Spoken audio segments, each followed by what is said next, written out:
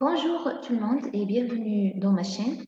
Aujourd'hui, on va faire le résumé du roman La Mare au diable de l'écrivaine George Sand, de son vrai nom, Amandine Aurore Lucille Dupont. Publié en 1846, La Mare au diable de George Sand est un roman relatif à la série de romans dits champêtres de cet écrivain. Il a fait l'objet de plusieurs adaptations au théâtre, au cinéma et à la télévision.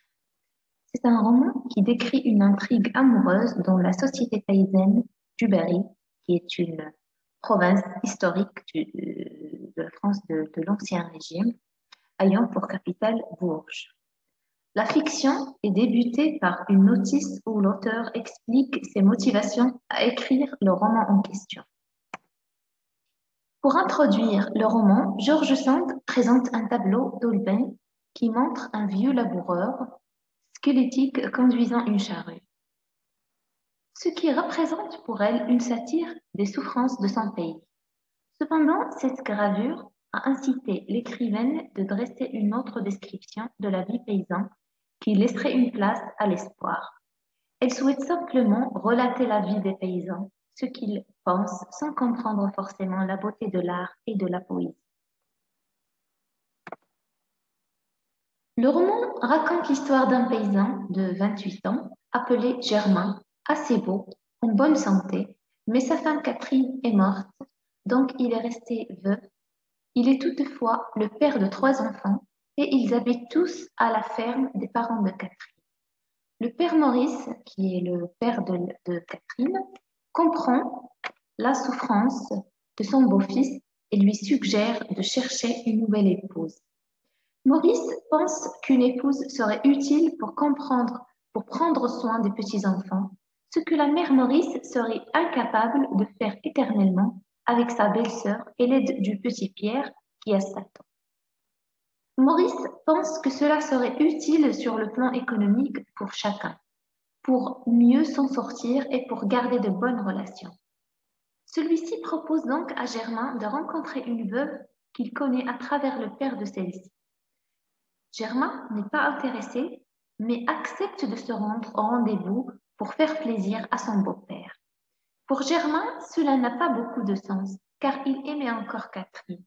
D'autant plus que l'idée de devoir épouser une femme inconnue sans qu'il y ait d'amour l'effraie, le trouble et lui fait peur. Germain se rend à Fourches. Marie, la fille de la voisine, la mère Guilette, doit aussi aller dans cette direction pour aller à Ormeaux, où un fermier l'accueille pour travailler. Le père Maurice est d'accord qu'ils fassent le chemin ensemble. Ils voyagent alors tous les deux sur le dos de la Grise, une jument en bonne santé. Marie et sa mère étaient tristes de ce départ. Marie se met à pleurer sur le chemin. Germain et Marie partagent alors leurs peines respectives avec beaucoup de compassion pour la tristesse de l'autre. Soudain, dans un buisson, ils remarquent une chose étrange. C'était le petit Pierre qui se cachait, car il voulait aussi faire le voyage avec eux. Germain ne veut pas qu'ils viennent avec eux, mais le petit Pierre finit par les persuader par tous les moyens, en criant et en pleurant sans arrêt.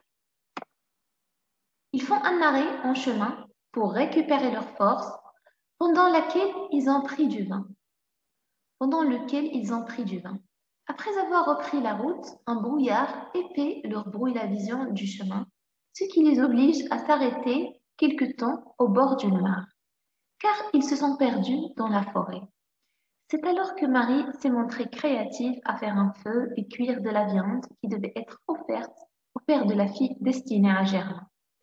Elle avait aussi pensé à emporter du vin de l'auberge. Marie aide petit Pierre à se coucher en prenant soin de lui. Celui-ci aime Marie et révèle à son père qu'il voudrait qu'elle soit sa mère en disant: Mon père, si tu veux me donner une autre mère, je veux que ce soit la petite Marie.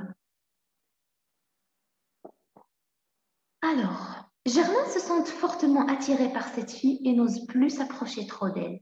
Pendant leur discussion, Marie insiste sur le fait qu'elle veut trouver un mari qui ait son âge, une chose qui rend Germain fort triste.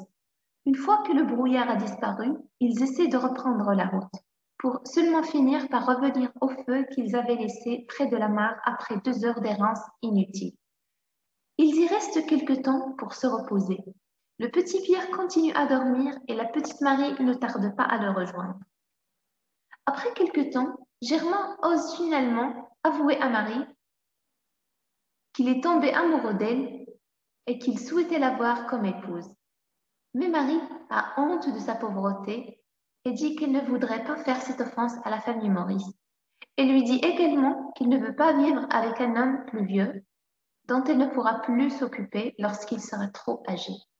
Ils finissent par repartir chacun son chemin. Marie emporte le petit Pierre avec elle pour que sa présence ne soit pas problématique lors du rendez-vous de Germain, qui est prévu de revenir chercher son fils aux Ormeaux sur le chemin du retour. Une fois que Germain est arrivé chez le père de la veuve, il était surpris de voir 3 autres hommes qui essaient de séduire la veuve. Germain n'est pas intéressé par cette concurrence et utilise un prétexte pour rentrer à la maison, ce qui implique que le père de la veuve conclut qu'il ne se mariera pas avec elle. Une fois que Germain est arrivé à Ormeaux, il réalise que Marie et le petit Pierre ont disparu et seraient déjà rentrés pour une raison connue d'eux seuls. Inquiet, le paysan part les chercher et pense que le fermier pourrait avoir été méchant avec eux. Sur le chemin du retour, il passe à nouveau par la mare où ils étaient reposés un moment. Une vieille femme lui explique alors que c'est une mare maudite où un petit enfant est mort et qu'elle s'appelle la mare au diable.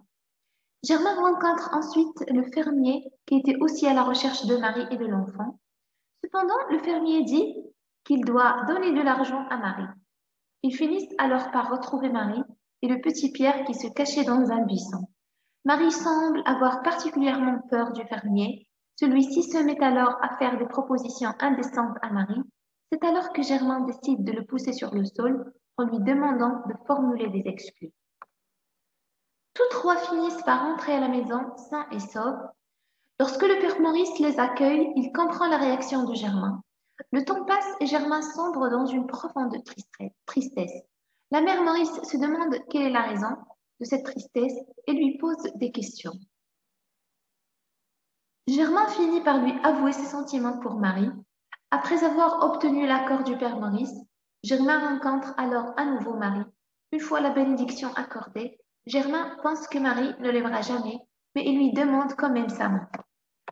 Marie accepte alors, lui disant qu'elle l'aimait aussi. Ils finissent par se marier dans une relation de vrai amour. Un mariage de campagne a lieu. Des armes à feu retentissent avant le début de la cérémonie. Un fossoyeur et un chanvreur échangent un dialogue devant les paroissiens pour présenter les mariés. Ce mariage dure plusieurs jours et inclut une cérémonie de livret avec de nombreux cadeaux et la récitation d'un poème, les énumérants et une cérémonie du chou. Germain partit chercher sa fiancée sur le dos de la grise, nouvellement ferrée. Pendant la cérémonie, Germain dut mettre un présent qui, qui signifie 13 pièces d'argent dans la main de sa fiancée. Il enfila une alliance d'argent au doigt de Marie. C'était l'alliance de son ancienne épouse Catherine et c'était le vœu de Marie. La cérémonie du chou a lieu le 3e jour de la noce. Elle symbolise la fécondité. Elle se déroule à la manière d'un mystère comique en présence d'un jardinier et d'une jardinière et pendant laquelle le mari a le visage couvert de suie et se roule dans la boue avec son épouse qui court après lui. La noce se doit de célébrer la vie pour le travail du laboureur. Le lendemain du mariage, Germain retourna tout joyeux à son travail de laboureur.